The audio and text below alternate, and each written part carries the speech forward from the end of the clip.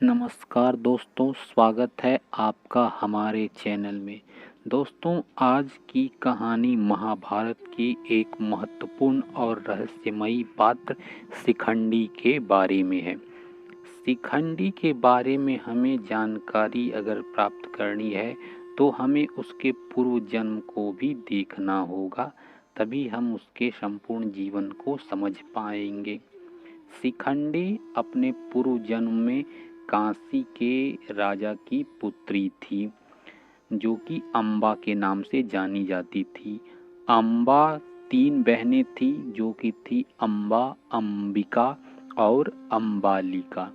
जब वे तीनों बड़ी हो गई तो काशी नरेश ने उन तीनों के विवाह के लिए स्वयंवर का आयोजन किया और सभी राजाओं को इस स्वयंवर का निमंत्रण भेजा गया। लेकिन हस्तिनापुर को इस स्वयंवर का निमंत्रण नहीं दिया गया।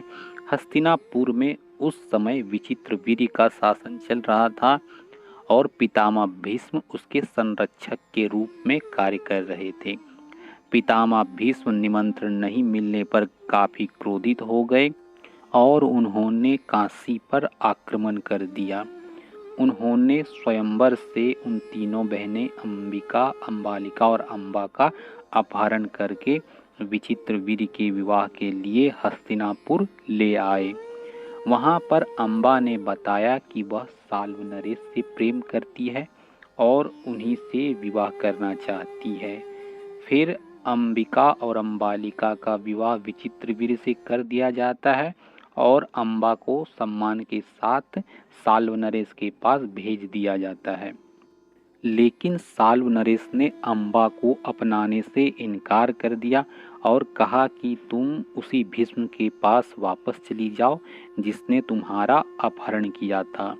अम्बा वहां से वापस हस्तिनापुर लौट आती है और पितामह भीष्म से विवाह करने के लिए कहती है। लेकिन पितामह भीष्म ने इनकार कर दिया और कहा कि मैंने आजीवन ब्रह्मचर्य का व्रत ले रखा है, इसलिए मैं तुमसे विवाह नहीं कर सकता हूँ। अम्बा, साल्व नरेश और भीष्म दोनों जगह से ठुकराई जाने पर खुद को काफ़ी अपमानित महसूस करती है और वह इसका प्रतिशोध लेना चाहती है। इस प्रतिशोध को पूरा करने के लिए वह तपस्वियों और साधुओं के पास जाती है। वहां पर सर्वप्रथम वह भगवान परशुराम के पास जाती है और अपने अपमान के विषय के बारे में बताती है। परशुराम ने उनसे पूछा कि तुम किससे बदला लेना चाहती हो, पितामह भीष्म से अथवा साल्व नरेश ने? तो अम्बा उन्हें कहती है कि असली जो दोषी हैं वह पितामह भीष्म ही हैं। अगर वह मेरा अपहरण नहीं करते तो साल्व नरेश मुझसे अवश्य ही विवाह कर लेते, इसलिए आप भीष्म पितामह को ही दंडित कीजिए।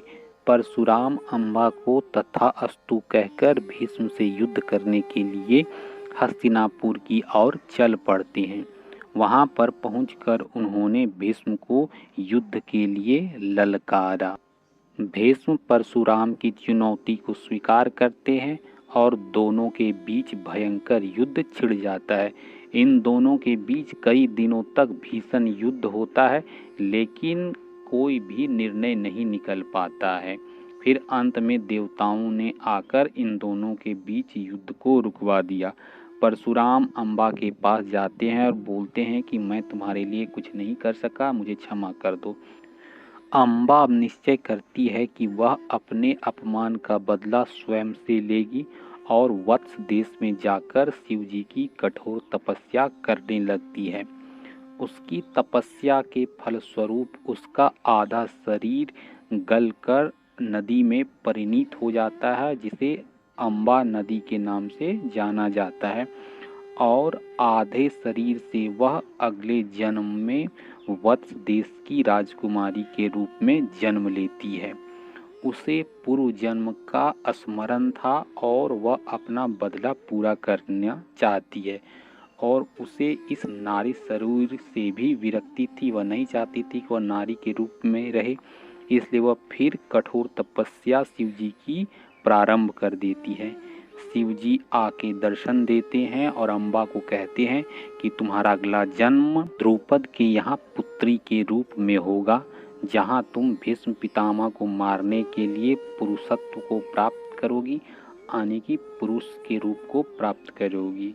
अम्बा प्रसन्न होकर शिव जी को प्रणाम करती है और अपने इस स्त्री रूप को आत्मदाह करके अग्नि में समाधि ले लेती है।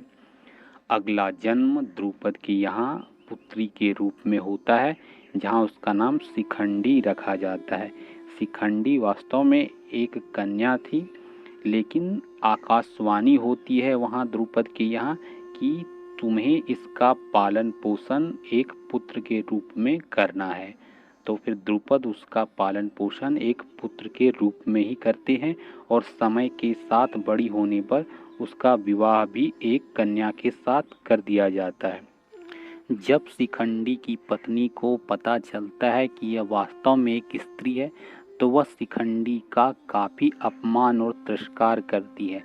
इस तिरस्कार से आहत होकर शिखंडी आत्महत्या करने के लिए निकल पड़ती है, जहां उसे एक यक्ष मिलता है। यक्ष ने उससे कहा कि तुम्हें पुरुष रूप चाहिए तो यह लो, मैं तुम्हें अपना पुरुष रूप प्रदान करता हूँ।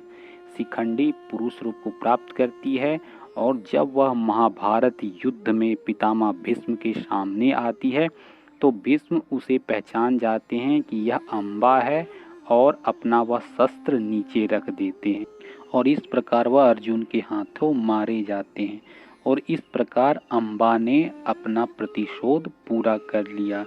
तो अम्बा की यही कहानी थी। वह वास्तव में एक किन्नर नहीं बल्कि एक स्त्री थी जो यक्ष के वरदान स्वरूप पुरुष रूप को प्राप्त करती है। तो दर्शकों, आशा करता हूँ आपको यह कहानी अच्छी लगी होगी। वीडियो को लाइक ज़रूर कीजिए, चैनल को सब्सक्राइब ज़रूर कीजिए और कोई सुझाव हो तो कमेंट में हमें ज़रूर दीजिए। धन्यवाद।